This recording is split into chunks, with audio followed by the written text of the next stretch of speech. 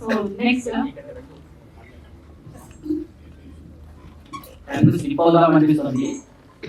యాక్చువల్గా ఏంటంటే వెంకీ కన్నడ సినిమా చేస్తున్నప్పుడు ఒకనొక టైంలో మొబైల్ కలిసామన్నమాట.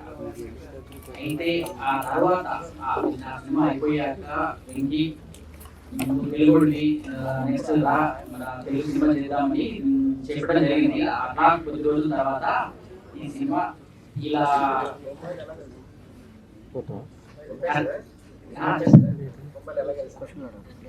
ముంబైలో బిజినెస్ మూడ్ లో కలిసాము. తర్వాత మనోడిని తెలుగులో సినిమా చేద్దాం రా, మన తెలుగులో అందరం సపోర్ట్ చేస్తాము.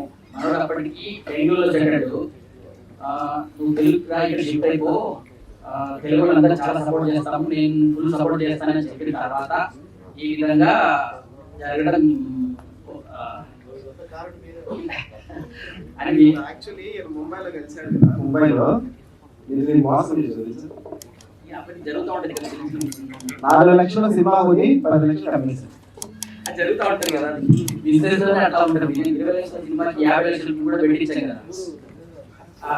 ऐसा तो वो मुंबई में मिले थे, मुंबई से सीधा तेलुगु लेके आया, तेलुगु फिल्म वर्ल्ड वाइड जा रहा है करके, तो यहाँ से बड़ा मंच पे जाएगा, तो जबरदस्ती उसको बुलाया गया.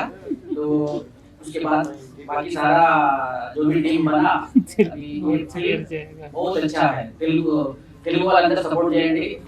నేనంటే నార్మల్గా నా పర్సనల్లీ నేను పిలిచాను కాబట్టి నేను సపోర్ట్ చేస్తున్నాను. యాజ్ తెలుగు ఆడియన్స్ కానీ తెలుగు మీడియా పర్సన్ కానీ కొంచెం సపోర్ట్ చేయండి. Thank you. సో మరి మాత్రం లేట్ చేయకుండా ఇంత మంచి విజువల్స్, ఇంత మంచి పర్ఫార్మెన్స్, ఇంత మంచి మ్యూజిక్ అందించినటువంటి, అన్నిటికీ ఆయన బ్యాక్ బోన్ గా నిలిచినటువంటి డైరెక్టర్ బాహుబలి పళాని గారిని మాట్లాడవలసిందిగా రిక్వెస్ట్ చేస్తాము. ఒక చిన్న డౌట్ సార్, ఇప్పుడు ఈ సినిమా తర్వాత రిలీజ్ అయిన తర్వాత బాహుబలి పళాని కాస్త 1/4 పళాని అయిపోతుందా? ఇప్పుడు బాహుబలి పళాని బాహుబలి పళాని ఏంజల్ లాంటి అద్భుతమైన సినిమా చేయగలుగుతారు. ఇలాంటి క్రైమ్ సినిమా కూడా, ఫ్యామిలీ క్రైమ్ సినిమా కూడా సూపర్ గా చేయగలుగుతారు. మీరు పుట్టిన వెంటనే మీ అమ్మ నాన్న సో అందరూ కలిసి ఒక మంచి పేరు పెట్టి ఉంటారు కదా. సో ఆ జిల్లాకి ఆ పేరు ఉంటుంది కదా, అలా బాహుబలి పళాని. సో ఇందాక స్టేజ్ ఎక్కిన వెంటనే మైక్ ఇచ్చి ఏదైనా క్వశ్చన్ అడిగితే డైరెక్టర్ ఏం చేస్తాం, టచ్ చేస్తే చాలా చెప్తాను కదా మొత్తం కదా. అలాగే స్టార్ట్ చేశాను. పత్రిక మీడియా ఫ్రెండ్స్ అందరితో వెల్కమ్. సో ఇక్కడ ఇచ్చేసిన నా ఫ్రెండ్స్ పెద్దలు అందరితో చాలా చాలా థ్యాంక్స్ అండి, వెల్కమ్. ఈ సినిమా ఎలా స్టార్ట్ అయిందంటే, రవిని నాకు ఒక ఆర్టిస్ట్ ఫ్రెండ్, ఆయన సుభాష్ గారి ఫ్రెండ్. సుభాష్ గారి నా గురించి గొప్పగా ఆయన చెప్తే సుభాష్ గారిని కలవడం జరిగింది. సుభాష్ గారు వెంకీ అండ్ రోహిత్ ని కల్పించారు. సో రోహిత్ అండ్ వెంకీ ఇక్కడికి వచ్చి చాలా మంది దగ్గర కథ వింటున్నప్పుడు పల్లి గారిని పిలవండి, ఆయన దగ్గర కూడా కథ వింటారని చెప్పడం జరిగింది. కలిసాను, కథ చెప్పాను. ఫస్ట్ టైమే దాదాపు ఒక ½ అవర్ అనుకుంటున్నాను, కంప్లీట్ గా ఇంగ్లీష్ లోనే నేరే చేయాల్సి వచ్చింది. ఎందుకంటే రోహిత్ కథ తెలియాలంటే ఇంగ్లీష్ లో చెప్పాలి.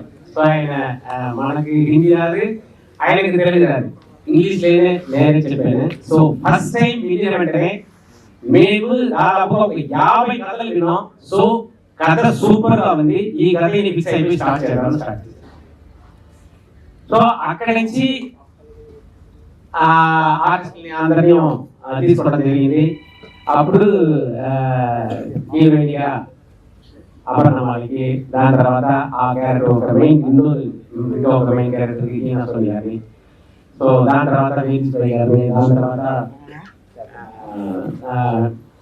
సుభాష్ గారి, దాని తర్వాత తిరుపతి గారు, సాగర్ మాస్టర్ గారు మంచి చేశారు, సూపర్ సాంగ్ అది తిరుపతి రెడ్డి గారు. సో విజయ్ కుమార్ గారు ఎంతో ప్యాషన్ తో ఆయన ఎడిటింగ్ రూమ్ లో ఏ టైం ఫోన్ చేసినా పిలిపించి ఎప్పటికైనా మాకు డోర్ ఓపెన్ చేసేటట్టు సొంత ఇల్లాగా, ఏ వర్క్ ఉన్నా కూడా ఉంటే కూడా సో ఒక 10 నిమిషాలు పక్కన పెట్టేసి మాకు